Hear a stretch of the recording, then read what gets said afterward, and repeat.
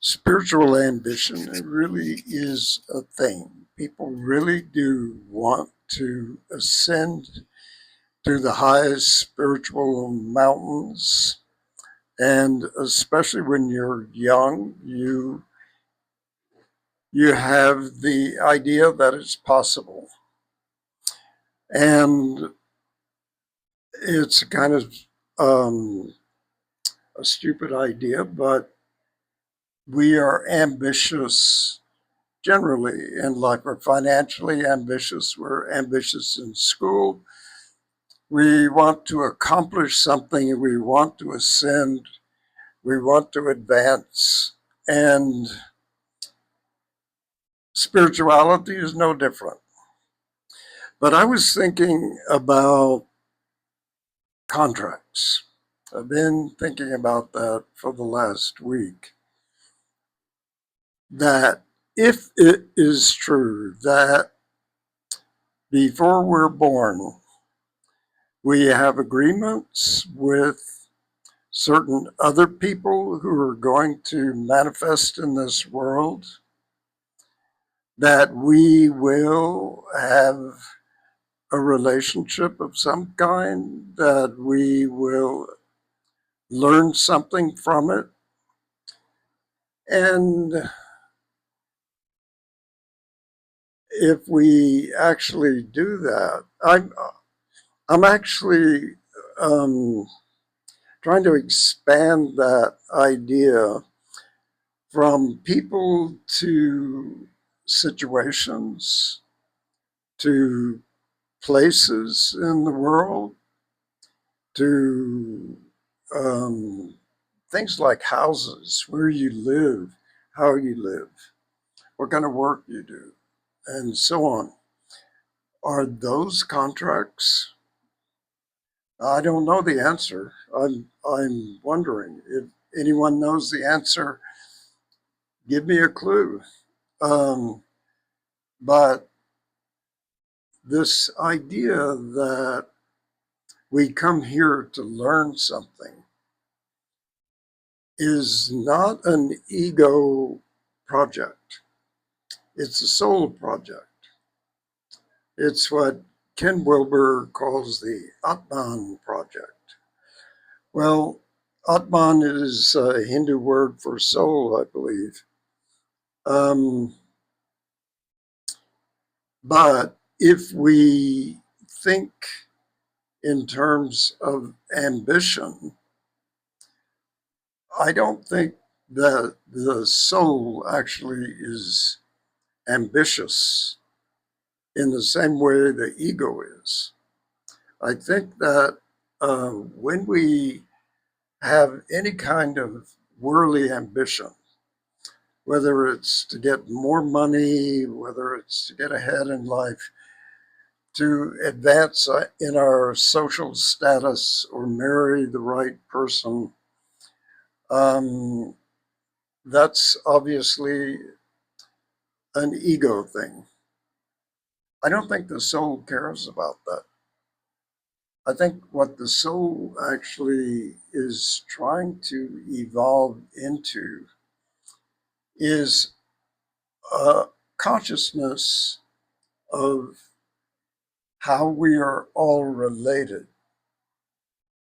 Now, we have a challenge to that because we live in these bodies that are separate and look different and can act differently, and we can contain our thoughts so that nobody knows what we're thinking and feeling. But I think that our natural state is a soul state, and what we feel and think is apparent to all other entities, all other beings on the other side. I think that that's probably what what it's like to exist between lives. But here we are. in this kind of masquerade of separate bodies and becoming convinced that we can do things completely at self-interest, ignoring the welfare of other people, of nature, of beings we don't even know, whether they're human beings or animals or plants. We're probably all much more intimately related to all that than we realize. We're almost forbidden to know about that. But if we actually do become more aware, more conscious, more spiritual, you might say, we become aware of how intimately connected everything is. So, contracts. Why would we have contracts? It seems to me we would have contracts to disabuse ourselves of some belief, some pattern of action, some kind of misconception or misapprehension of reality. And that experience is the only thing that's going to bring us to greater consciousness. Now, it's obvious that a lot of us, me included, have a lot of experiences that we might have learned something from, but we didn't. That we should have learned something from, but we insisted upon not learning anything from it. In that case, the lesson will be repeated. And I am living proof of that. And I thank my lucky stars that I've been able to get through some of the adventures and scrapes and come to my mid 80s and start to be able to look back and reflect on contracts.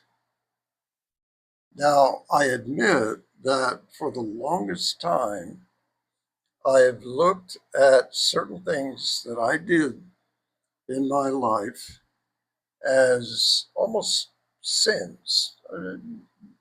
I'm not proud of them. And it kind of is liberating to think of them as lessons and that I was under some kind of agreement with someone to go through those things. I can only hope that's true. Um, I don't know for sure, but the idea itself is freeing. And I think that our whole education, especially our religious education, is focused on good and bad. And the idea of sin and the idea of being good is prescribed by society and by religion as not doing certain things, like the Ten Commandments, thou shalt not. Well, that doesn't keep you from thinking a certain way, feeling a certain way. It just tries to put some kind of controls on your behavior. Well, I didn't kill anyone. I have not um, done anything like the kind of evil that we're seeing in the world right now. But I regret overlooking uh, friends and even animals around me who were suffering, who were actually being um, being put in an untenable situation that I could have done something about, but I was not paying attention. I think that one of the reasons we are on this earth is to become more and more aware. This idea that being woke is reprehensible is actually a reaction against the idea that we need to be more awake, more sensitive, and more conscious. And I vote for those things.